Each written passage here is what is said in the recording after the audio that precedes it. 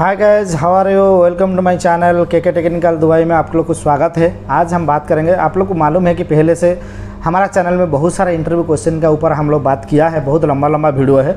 लेकिन आज जो हम बात करेंगे कि एक इलेक्ट्रिशियन को, इलेक्ट्रिकल टेक्नीशियन जो फैसिलिटी मैनेजमेंट के लिए जो आदमी काम करता है, वो ट्रेड वाला आदमी को इलेक्ट्रिकल टेक्नीशियन बोला जाता है, इलेक्ट्रिशियन नहीं बोला जाता है। इलेक्ट्रिशियन हम लोग कंस्ट्रक्शन प्रोजेक्ट के लिए बोला जाता है, सही है। तो वो इलेक्ट्रिकल जो टेक्नीशियन है उसका स्टैंडर्ड क्या होना चाहिए, देखिए उसके ऊपर आज टॉप 10 क्वेश्चन आंसर मैं बताऊंगा। जो टॉप 10 होता है इंटरव्यू में, सही है। ये टॉप 10 जो क्वेश्चन होता है ना, वो कैसे भी हर इंटरव्यू में आपको पूछा जाएगा, 100% गारंटी मैं दे रहा हूँ, सही है। ये टॉप 10 क्वेश्चन का आंसर आप दे दिया तो आगे आपको क्वेश्चन नहीं होगा, सिर्फ आपको ये टैलेंट चेक किया जाएगा, आपका क्या स्किल्ड है, क्या आप ITI क्या है, डिप्लोमा क्या है, BTech क्या है, तो वो आपको उसके बाद में वो बात होगा। लेकिन जो क्वेश्चन आंसर है, आप ये 10 क्वेश्चन का आंसर आप दे दिया, 100% पास करेगा, ये मेरा गारंटी है। चलिए हम लोग शुरू करेंगे। पहले आप लोग को क्या पूछेगा, एक इलेक्ट्रिशियन को एक इलेक्ट्रिशियन जो है हमारा, उसका जो बेसिक टॉप 10 क्वेश्चन है उसका ऊपर मैं आपको बताता हूँ।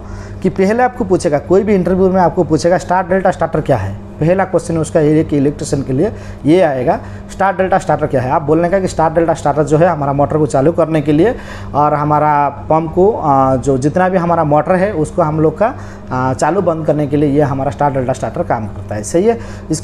उसका वायरिंग कैसा होता है, उसका डायग्राम कैसा होता है, उसके ऊपर आपको डीपली आपको बताना पड़ेगा। मैं वीडियो में लंबा नहीं लेता हूँ कि वो कैसे होता है, आप उसका स्टार डेल्टा स्टार्टर का ऊपर यूट्यूब में बहुत सारे वीडियो है, आप लोग देख सकते हैं। दूसरा क्या पूछेगा, पावर फैक्टर क्या है। पावर फैक्टर क्या है पूछेगा तो सीधा आप बोलने का कि सर पावर फैक्टर जो होता है हमारा जो मोटर चिलर पंप चलता है, जहां हमारा मोटर इंडस्ट्रियल मोटर ज़्यादा चलता है, इंडक्शन मोटर, वहां हम लोग क्या करता है कि बराबर सेव करंट उसको हम लोग प्रोवाइड करने के लिए हम लोग पावर फैक्टर यूज करता है। इसको मेंटेन करने के लिए हम लोग को देवा पावर फेवा पावर से जो वोल्टेज आता है उसको हम लोग बैलेंस करने के लिए एक्स्ट्रा हम लोग इधर हमारा बिल्डिंग में, हमारा प्रोजेक्ट में हम लोग कैपेसिटर बैंक लगा के उसको बैलेंस करता है, सही है। पावर फैक्टर कितना होना चाहिए पूछेगा तो सर 1.0 होना चाहिए हमेशा, ये सबसे अच्छा है। लेकिन इतना तो हमको मिलता नहीं है, 0.9896 हमको हमेशा मिलना चाहिए, जो हमारा इधर म्यूनसिपैलिटी का रूल्स के हिसाब से भी हम लोग को सही है। हम लोग दिखा सकते हैं, उसको बता सकते हैं, हम लोग सेफ पावर देता है हमारा जो मटेरियल है, जो हमारा इक्विपमेंट है उसको चलाने के लिए, और एक्स्ट्रा वोल्टेज भी हम लोग आपका ख़राब नहीं कर रहा है, सही है। तो एक सेफ्टी प्रपोजल के लिए भी ये काम होता है, ये इतना आप बताना पड़ेगा। जल्दी मैं बोल रहा हूँ कि वीडियो लंबा हो जाता है तो आप लोग नहीं देखता है, तो इसके लिए शॉर्ट में थोड़ा बता देता हूँ। फिर बोलेगा DG में क्या क्या आपको PPM करना पड़ेगा, क्या क्या चेक करना पड़ेगा। जैसे आप फैसिलिटी मैनेजमेंट कंपनी में आप काम कर रहे हैं तो आपको डीजल जनरेटर के ऊपर आपको काम करना पड़ेगा। एक ट्रांसफार्मर होता है, एक हमारा जनरेटर होता है। जब हमारा ट्रांसफार्मर शटडाउन हो जाता है, पावर कट हो जाता है, तब हमारा जनरेटर स्टार्ट हो जाता है।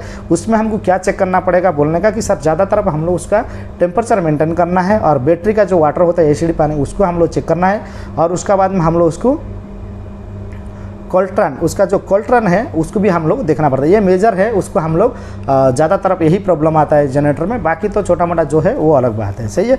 ये कैसे काम करता है, PLC का थ्रू ये मॉनिटरिंग करता है, और हमारा जब नॉर्मल पावर बंद हो जाता है तो हमारा जनरेटर पावर चालू हो जाता है।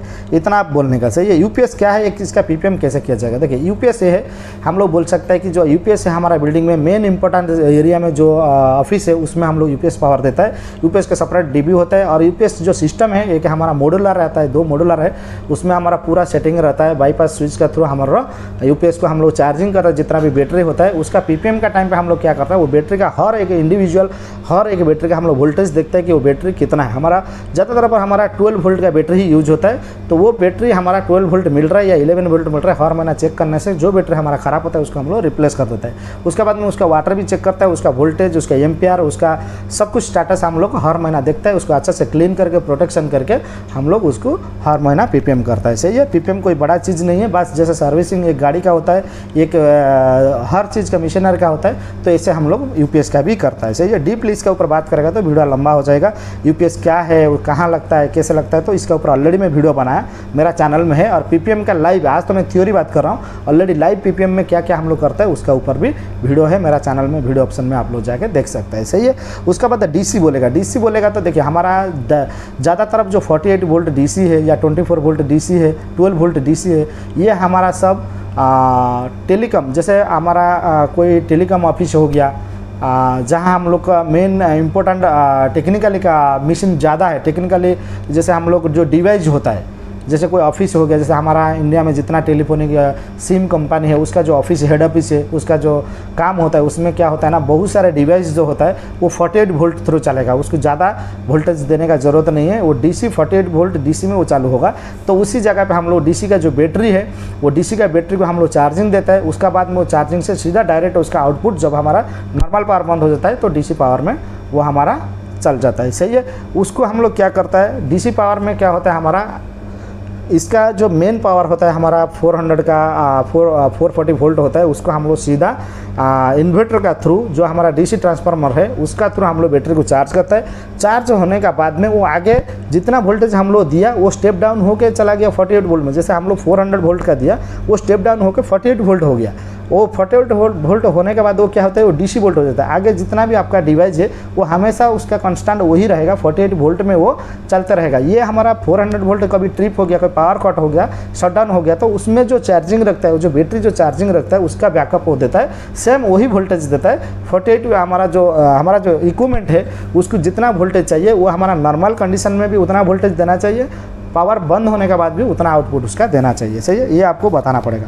वीएफडी क्या है पूछेगा। वीएफडी देखिए, वीएफडी हमारा वर्बल फ्रीक्वेंसी ड्राइव है। वो हमारा क्या काम करता है, हमारा कोई भी जो पंप हमारा कंटिन्यू चलता रहता है, जैसे बूस्टर पंप हो गया, चिलर पंप हो गया, जैसे हम लोग चिलर के लिए पंप हमारा कंटिन्यू हमेशा चलता रहेगा। तो उसी जगह पे क्या होता है ना, कभी हमको ज़्यादा चाहिए वो आराम से चालू करने का, जो हमारा फ्रीक्वेंसी है उसको वो मेंटेन करता है, उसको हम लोग एडजस्टमेंट कर सकता है।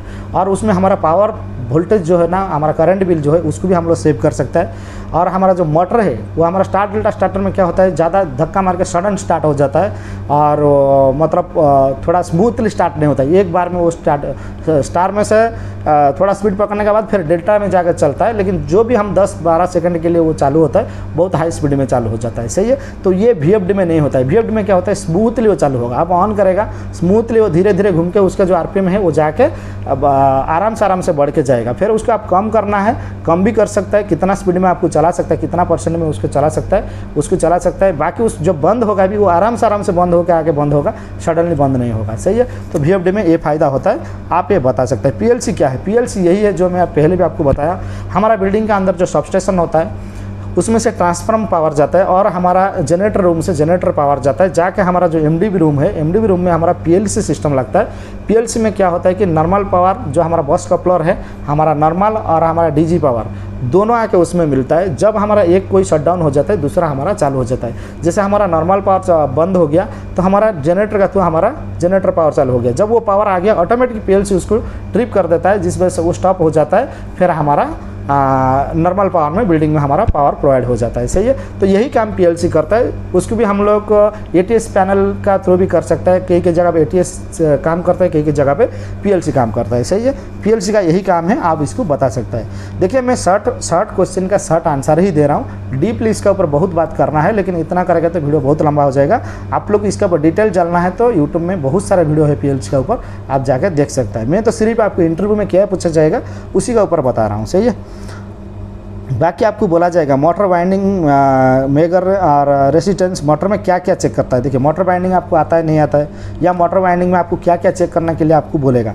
सर मोटर वाइंडिंग में हम लोग मेगर चेक करेगा, रेसिस्टेंस चेक करेगा, उसका कंटिन्यूटी चेक करेगा, मोटर ख़राब हो गया या मोटर चल रहा है नहीं चल रहा है, पावर है सब कुछ सही है, क्यों नहीं चल रहा है बोल के मोटर का जो चेकिंग होता है। मोटर टेस्टिंग में हम लोग क्या क्या टेस्टिंग होता है, मेजर में जो बड़ा टेस्टिंग है वो है हमारा कंटिन्यूटी टेस्ट करेगा, उसका बाद में उसका रेसिस्टेंस टेस्ट करेगा, उसको मेगर करेगा। सही है।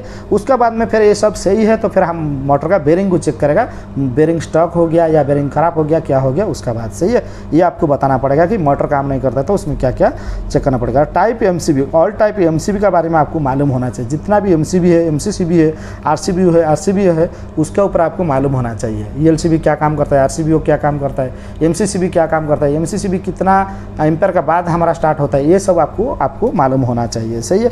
उसके बाद एसीबी ब्रेकर क्या है, उसका स्प्रिंग रिचार्ज आपको मालूम है नहीं है, कैसे स्प्रिंग रिचार्ज करता है। देखिए ज़्यादातर अब तो जो एसीबी अभी आ रहा है एसीबी ब्रेकर, उसमें ऑटोमेटिक स्प्रिंग रिचार्ज हो जाता है। एक बार नहीं होता है तो उसमें एक हैंडल होता है, उस हैंडल को हम लोग ऐसे पंपिंग करके हम लोग उसको रिचार्ज भी कर सकते हैं, जो स्प्रिंग चार्जिंग कर सकता है। सही है। तो ये और बाकी आपको फाइनल जो 10 क्वेश्चन है लास्ट में मैं आपको बताया कि टॉप 10 क्वेश्चन आंसर मैं बता रहा हूँ। टॉप 10 जो क्वेश्चन है यही है, लास्ट में आपको पूछा जाएगा। आप फैसिलिटी मैनेजमेंट के लिए टेक्नीशियन में काम करेगा तो आपको पीपीएम, पीएम और आरएम ये तीनों मालूम होना चाहिए। पीपीएम क्या है? प्लान प्रोवेंट मेंटेनेंस, जो पर मंथ हमारा होएगा, लेकिन एक चीज़ का एवरी मंथ नहीं होएगा। एक ये मंथ हुआ तो दूसरा डिवाइस दूसरा मंथ होएगा, दूसरा मशीनरी दूसरा मंथ, मतलब उसका जो टाइम है वो हमारा मंथली और क्वार्टरली और हाफ ईयरली और ईयरली, ये हिसाब से उसको मेंटेन किया जाता है। सही है। और आरएम जो है हमारा रिएक्टिव मेंटेनेंस और सीएम जो है हमारा करेक्टिविटी मेंटेनेंस, ये इसके ऊपर आपको मालूम होना चाहिए। सही है। यही था छोटा सा वीडियो में आप लोगों को बताने के लिए टॉप 10 क्वेश्चन आंसर क्या आएगा एक इलेक्ट्रिकल टेक्नीशियन को फैसिलिटी मैनेजमेंट कंपनी में। ये वीडियो आप लोग को कैसा लगा? और मुझे मालूम है ये वीडियो का ऊपर मैं बराबर एक्सप्लेन नहीं किया, ज़्यादा बताया नहीं, वीडियो लंबा हो जाएगा। आप लोग जाके हर एक क्वेश्चन का जो आंसर में बोला, जैसे स्टार्टर किसके लिए है, कैसे काम करता है, उसको आप अलग अलग सेपरेट वीडियो जाके मेरा चैनल में भी देख सकते हैं। Thank you so much. सही है।